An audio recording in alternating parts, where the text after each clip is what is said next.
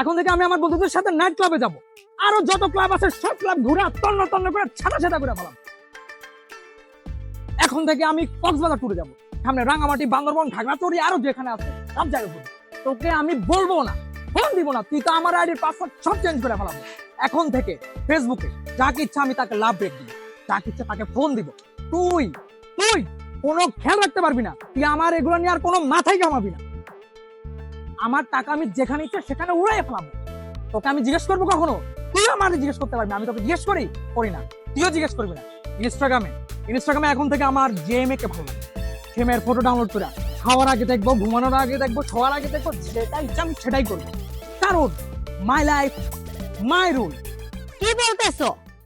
আমার বন্ধু রাকিব আছে না, ও ঠিক এইভাবে বিশ্রী বিশ্রী ভাষায় সে তার গার্লফ্রেন্ডের সাথে কথা বলে। তুমি বলো এটা ঠিক? রাকিব কে? আরে ওই আমার বন্ধু রাকিব, গুলিস্তানে রাত দিন শুধু জেন্ডার রিপেয়ার করে। ওইসব ছেলেদের কপালে এইসব কাজে জুটবে। আর তুমি আমাকে এগুলো শোনাচ্ছ কেন? এমনি কোনো কারণ নেই। কারণ ছাড়া আমাকে কোনো কথা বলবা না, আর আমি যা বলবো তাই শুনবা। ওকে শুনবো।